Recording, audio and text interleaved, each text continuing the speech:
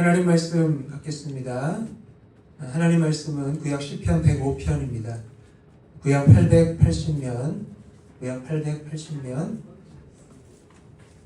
시편 105편 23절부터 45절까지 말씀입니다.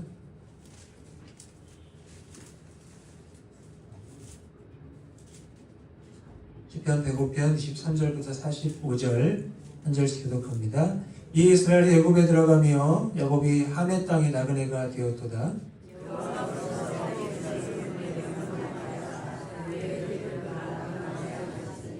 또 그 대적들이 마음이 변하게 하여 그의 백성을 미워하게 하시며 그의 종들에게 교활하게 행하게 하셨도다. 그의 종 모세와 다시 나를 보내시니 그들이 그들의 백성 중에서 여호와의 표적을 보이고 함의 땅에서 징조들을 행하였도다. 여호와께서 법을 보내사 그것을 어렵게 하셨으나 그들은 그의 말씀을 지키지 아니하였다. 그들의 물도 변하여 피가 되게 하사 그들의 물고기를 죽이셨도다. 그 땅의 길리와 무너져서 그의 공시들을 지켰도다. 여호와께서 말씀하신즉 파리떼가 오며 그들의 온 영토에 이가 생겼도다. 그들의 진국을 내리시며 그들의 땅에 화염을 내리시도다. 그들의 포도나무와 무화과나무를 치시며 그들의 지경에 있는 나무를 찍으셨도다. 여호와께서 말씀하시는즉 한충과 수많은 뿌리가 올라와 그들의 땅에 있는 모든 채소를 먹으며 그들의 밭에 있는 열매를 먹었도다. 또 여호와께서 그들의 기력의 시작에 그들의 모든 전자를 치셨도다. 마침내 그들을 인도하여 은금을 가지고 나오게 하시니 그의 지파 중에 비틀거리는 자가 하나도 없었도다. 그럴 때에 그들이 기뻐하였으니 그들이 그들을 두려워하노라. 여호와께서 낮에는 구름을 펴사 덮개를 삼으시고 밤에는 불로 밝히셨으며 그들이 구한즉 배추라기를 가져오시고 또 그들의 음식으로 그들을 만족하게 하셨도다. 반석을 여신즉 물이 흘러나와 마른 땅에 강같이 흘렀으니 이는 그의 거룩한 말씀과 그의 종 구랑을 기억하셨습니다. 그의 백성이 즐겁게 나오게 하시며 그의 택한 자를 노래하며 나오게 하시고 그런 나라 땅을 그들에게 해주시며 민족들이 축복한 것을 손으로 가지게 하셨으니 함께요. 이는 그들이 그의 율례를 지키고 그의 율법을 따르게 하려 하심이로다. 할렐루야.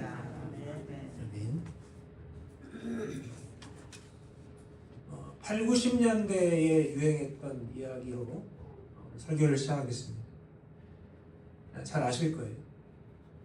나폴레옹이 100만 대군을 이끌고 알프스 산맥을 넘어가고 있는데 병사들에게 저 산을 점령하라 하는 명령을 내렸습니다. 자, 명령이 떨어지자 병사들이 눈보라와 추위를 뚫고 그 험준한 산을 점령하는 데 성공을 했는데 나폴레옹이 갑자기 이 산이 아닌가벼 라고 했습니다. 이 말을 들은 병사 50만 명이 지쳐서 죽었다. 나폴레옹은 남은 병사들에게 다른 산을 점령하라고 명령해서 그 산을 또 점령했습니다. 그런데 나폴레옹이 아까 그 산이 맞는가벼 해가지고 외쳤고 남은 50만 명이 기가 막혀서 죽었다고 합니다. 여러분, 지나온 길을 가만히 돌아보며 내가 어떻게 여기까지 왔지 하며 생각해 본 적이 있으실 겁니다. 그 길 위에 서 있을 때는 전혀 보이지가 않았어요. 분명히 막다른 길이었어요. 더 이상 갈 곳이 없어 보였습니다. 직장을 옮겨야 했을 그 시기, 관계가 끝나버렸던 그 시간, 도무지 답이 보이지 않았던 그 계절, 그때는 그저 막힌 길이라고 생각을 했습니다. 그런데 지금 돌아보면 보여요. 그 길은 막힌 길도 아니었고 끊어진 길도 아니었습니다. 휘어지고 굽이치기는 했지만 분명히 이어져 있었습니다. 그리고 그 길을 따라서 결국 여기까지 왔습니다. 우리가 길 위에 있을 때는 그 길의 전체 모양을 보지를 못합니다. 지금 걷고 있는 이 한 걸음만 보이는 거예요. 그러나 그 길을 내신 분은 달라요. 처음부터 전체를 다 보고 계십니다. 오늘 시편 105편 후반부는 바로 그 길의 이야기입니다. 이스라엘이 걸어온 길, 애굽으로 내려가던 길, 종살이의 시간, 광야를 지나던 그 긴 여정, 당시에는 전혀 보이지 않았던 그 길의 의미를 이제 시인이 우리에게 또렷이 보여주고 있는 겁니다. 그리고 그 길의 끝에는 뭐가 있습니까? 약속의 땅이 있습니다. 자, 그렇다면 하나님은 그 길을 어떻게 이끌어 가셨을까요? 오늘 본문을 통해서 함께 살펴보고자 합니다. 우리 먼저 23절 말씀을 보겠습니다. 이에 이스라엘이 애굽에 들어가며 야곱이 하멜 땅에 나그네가 되었도다.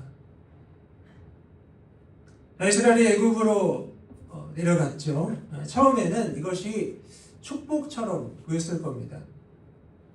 기근을 피했고 또 먹을 것을 얻었고 요셉 덕분에 가족 모두가 안전하게 살 수 있었기 때문에 축복이구나, 은혜구나 생각을 했을 겁니다. 그런데 시간이 지나자 상황이 달라지죠. 25절에 보시면 또 그 대적들의 마음이 변하게 하여 그의 백성들을 미워하게 하시며 그의 종들에게 교활하게 행하게 하셨도다. 저 어느 순간 환대가 적대로 바뀌었습니다. 손님으로 들어갔던 백성이 이제 노예가 되어버린 거예요. 그렇다면 하나님이 잠시 한눈을 판 사이에 이런 일이 벌어진 것일까요? 그렇지 않습니다. 오늘 보면 바로 앞쪽에 있는 17절에 보면 하나님은 이미 요셉을 앞서 보내셨어요. 그렇죠? 앞서 보내셨습니다. 요셉이 형들에게 팔린 것도 감옥에 갇힌 것도 애굽의 총리가 된 것도 다 하나님의 계획 안에 있었습니다. 요셉이 그걸 몰랐을 뿐 하나님의 계획 안에 다 있었습니다. 그러니까 고난이 오기 전에 하나님이 이미 움직이고 계셨던 거예요. 여러분, 하나님은 문제가 생긴 뒤에 움직이시는 분이 아니에요. 우리가 도착하기 전에 먼저 가셔서 길을 준비하시는 분이십니다. 우리는 종종 눈앞의 상황만 바라봅니다. 그래서 일이 잘 안 풀리면 어떻습니까? 일이 잘 풀리면 어떻습니까? 하나님이 함께 하신다고 생각해요. 근데 반대로 어려워지면 어떻습니까? 하나님이 떠나신 거죠. 버리신 것처럼 느낍니다. 그러나 성경은 정반대로 말씀을 해요. 정반대로. 고난 속에서도 하나님이 여전히 일하고 계신다고 말씀을 합니다. 아멘. 사랑하는 성도 여러분, 지금 여러분의 삶에 이해되지 않는 일이 있으십니까? 갑자기 상황이 어려워지셨습니까? 하나님이 여러분을 잊으시는 게 아닙니다. 잊으신 게 아니에요. 하나님은 이미 그 자리에 먼저 가 계십니다. 우리에게는 분명히 위기예요. 하지만 하나님께는 이미 준비된 길입니다. 26절에 보면 이제 하나님이 모세와 아론을 세우시는데요. 그리하여 그는 그의 종 모세와 그의 택하신 아론을 보내시니 라고 말씀합니다. 자, 모세가 이스라엘 백성의 지도자로 세워졌지만 처음부터 준비된 사람은 아니었습니다. 실패를 경험한 사람이었고 도망자였고 또 광야에서 양을 치던 사람이었어요. 아무것도 아니었어요. 아무것도. 그런데 하나님은 바로 그 사람을 사용하시는 거예요. 준비된 사람만 찾으시는 것이 아니라 부르신 사람을 직접 준비시키시는 것 또한 하나님의 방식입니다. 계속 말씀을 보면 이어서 애굽을 향한 재앙이 시작이 되죠. 흑암이 임하고 물이 피로 변하고 개구리, 파리, 메뚜기가 온 땅을 덮습니다.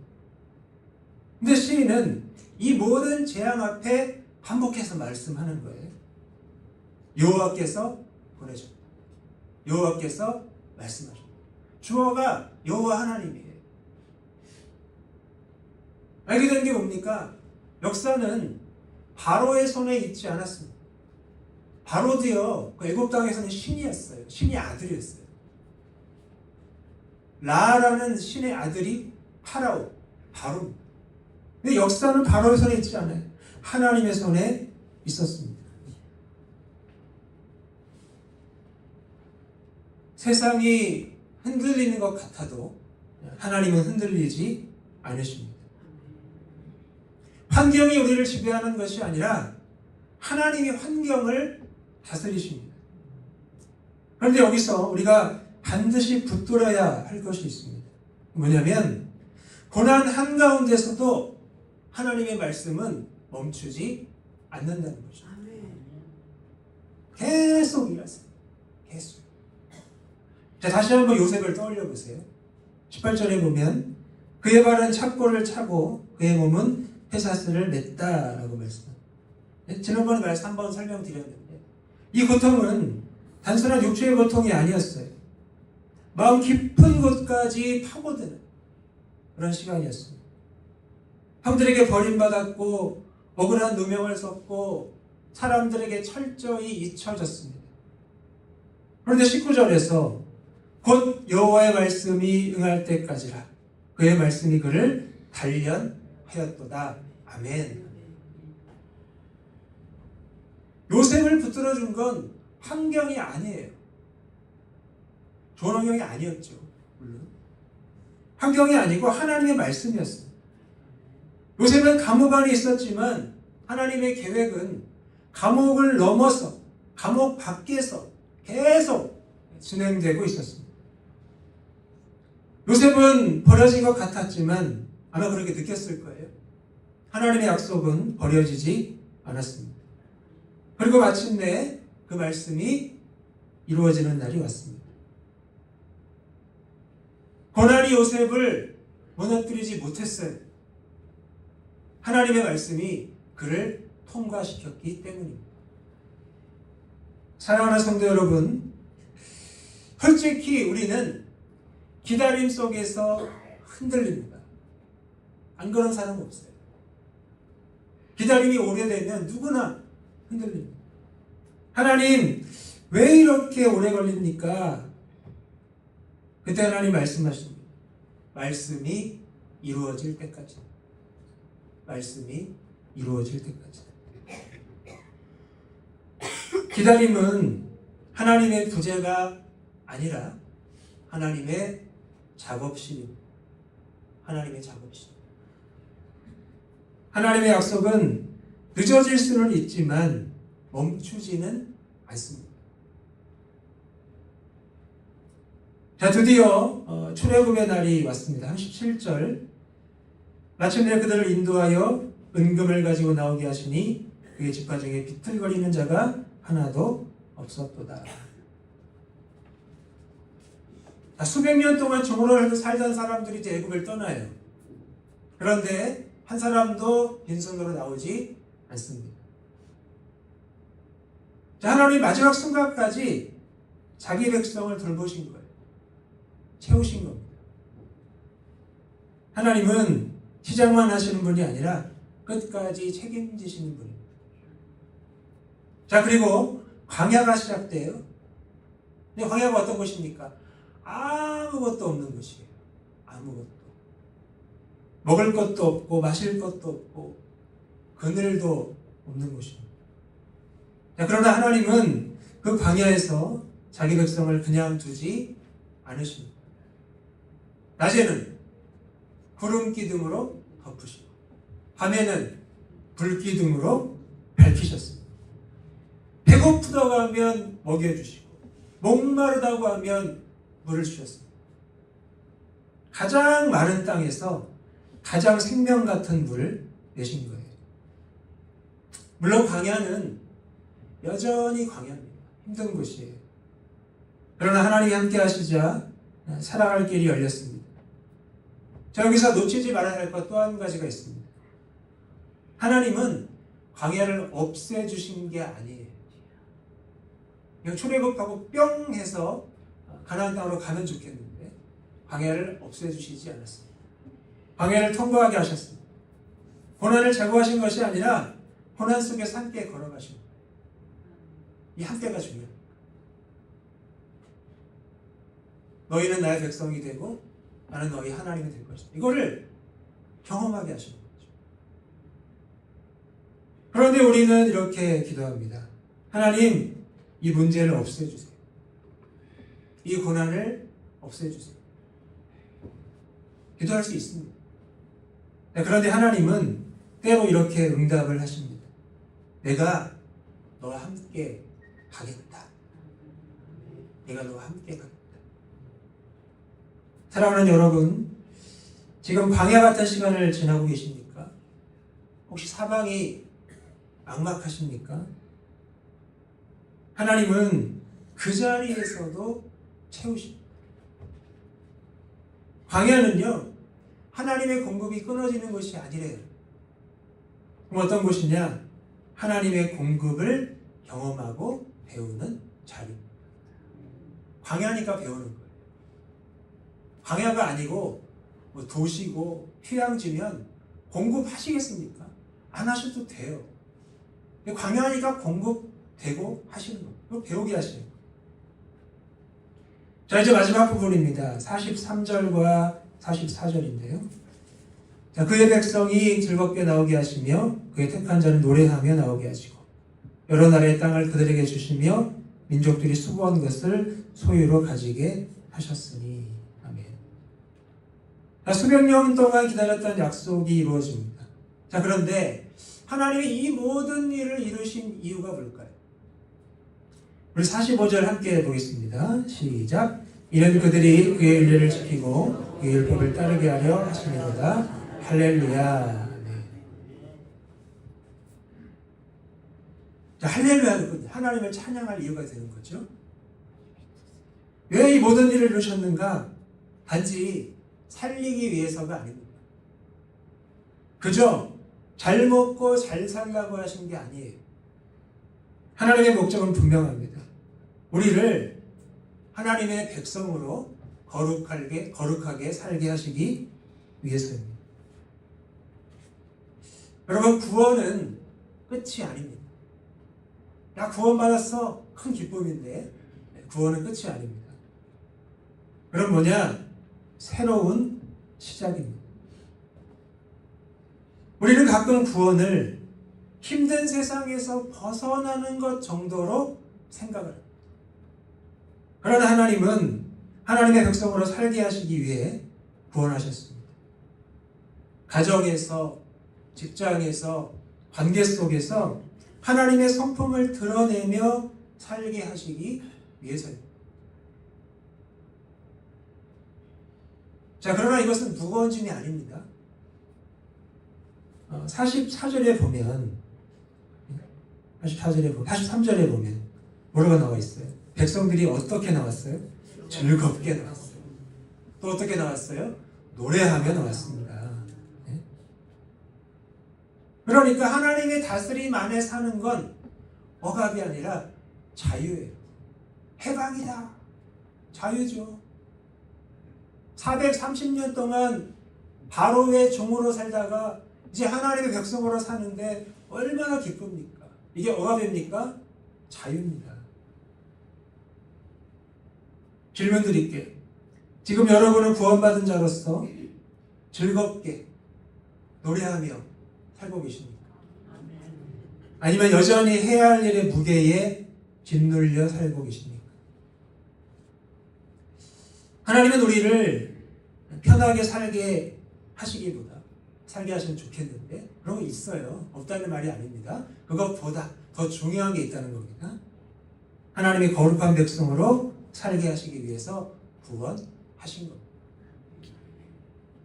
이제 말씀을 좀 정리하겠습니다. 오늘 시편 105편에 보면 애굽의 압제도, 요셉의 눈물도, 광야의 결핍도 그 어떤 것도 하나님의 손길 밖에 있지 않다는 것을 알게 돼요. 왜냐? 하나님은 먼저 가셨고 말씀으로 붙드셨고 광야에서도 채우셨고 마침내 약속을 이루셨고 그 백성을 거룩한 백성으로 세우셨습니다. 그리고 그 하나님은 오늘도 동일하세요. 동일하세요. 따라서 지금은 이해되지 않아도 어떻습니까? 괜찮습니다. 길이 보이지 않아도 괜찮습니다. 응답이 더딘 것 같아도 괜찮습니다. 중요한 것은 내 눈에 길이 보이느냐가 아니에요. 하나님의 손이 나를 붙들고 있느냐입니다. 자, 언젠가 우리는 고백하게 될 것입니다. 아, 그때도 하나님이 함께 계셨구나. TV 프로그램 보면 연예인들 질문하잖아요. 10년 전에 당신에게 할 말이 있습니까? 그럼 어떻게 해라, 어떻게 해라. 약심하지 말아라, 힘내라. 그런 얘기 하잖아요. 물론 그럴 수는 없지만, 아, 그때도 하나님 함께 하셨구나. 그 고백은 할 수 있을 것 같아요. 이 고백은 미래에만 있는 건 아닙니다. 오늘도 믿음으로 할 수 있어요. 어떻게 해요? 보이지 않아도 믿고, 이해되지 않아도 신뢰하는 것. 이것이 바로 믿음입니다.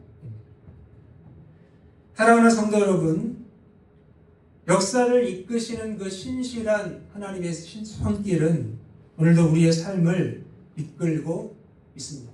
믿으십니까? 그러므로 낙심하지 마시길 바랍니다. 보이지 않아도 믿으셔야 됩니다. 늦어 보일지라도 기다리셔야 됩니다. 하나님은 지금도 자기 백성을 약속의 자리로 인도하고 계시기 때문입니다. 지금 작업하고 있죠. 작업. 아직 완성 안 된 거예요. 기다리셔야 돼요. 이렇게 남은 인생도 역사를 이끄시는 하나님의 신실한 손길을 신뢰하면서 담대히 걸어가시는 저와 여러분이 되시기를 주님의 이름으로 축복합니다. 우리 함께 기도하겠습니다. 기도 제목 띄워주세요. 네, 우리 기도 제목 함께 읽고 기도하겠습니다. 보이지 않아도 신실하신 손길을 신뢰하도록 시작. 하나님, 우리 안에는 눈에 보이지 않으면 하나님도 안 계신 것 같다는 마음이 있음을 고백합니다. 그러나 주님은 고난이 오기도 전에 이미 우리보다 먼저 가셔서 길을 예비하시는 분이십니다. 그 신실하신 손길을 기억하게 하시고 응답이 더디고 길이 보이지 않을 때에도 낙심하지 않고 끝까지 신뢰하며 걸어가게 하셔서 우리 함께 기도하겠습니다.